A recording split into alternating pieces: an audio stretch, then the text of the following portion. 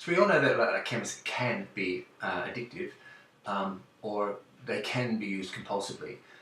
So can Grindr, and it's really important. When I say Grindr, I mean apps, and I even actually just mean technology. So you know those, in England we call them fruit machines. You put like a pound or a coin in, and you pull the crank, and these things happen. And like if it goes well, you get 3 cherries pop up, and it's like ding, ding, ding, ding, jackpot. And it feels really good, and you get a dopamine rush from the ding, ding, ding, jackpot. And that dopamine makes you want to do it again. So you put another pound coin in, and shh. Now some people go, I don't want to do that again because it doesn't make sense, because I'm aware of aware that it's unlikely to happen again. But some people, the dopamine rush is so flooding and it affects their brain differently that they do want to do it again. They pursue that rush despite the odds being against them. And this time, the second time, the 3 cherries don't come up.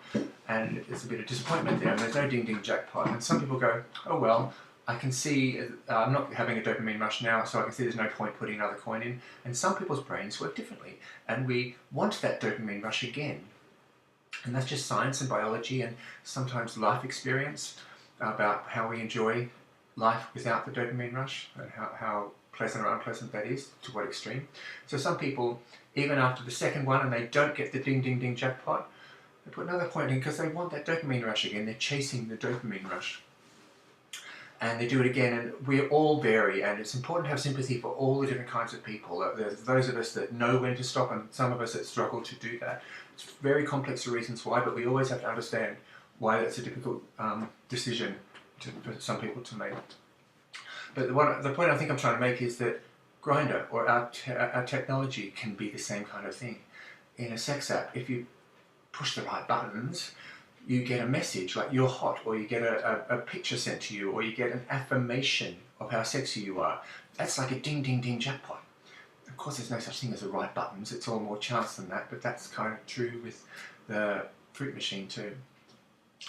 And so we can start to use apps compulsively. So it's really good to be mindful of why we're using this app. Why am I logging on? What's the tool what am I using this tool for? What's the purpose or the outcome that I'm seeking? And be very mindful. Check in if you're starting to use it compulsively, chasing the dopamine rush that it gives you from the affirmations, because we do like sexual affirmations. I can't underemphasize how much we like sexual affirmations. Gay men live in a very sexualized world, and we live in a very sexually liberated world where sex can be a kind of a currency or popularity sometimes, or sexiness can, I might say. And sex is a tool that we use for more than just horniness. We use it for loneliness, we use it for connection, we use it for affirmation, we use it for the dopamine rush. So using this tool, figuring out, why am I doing this?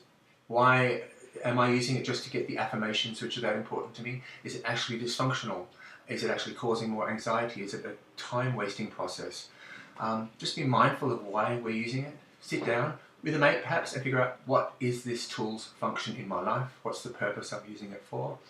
And if need be, put some boundaries in place. Like say, well, I'll only use it when I'm looking for a date, or looking for a shag, or planning a date. Just figure out why we're using it, and put some boundaries around it so it doesn't become this compulsive thing in our life. It's important.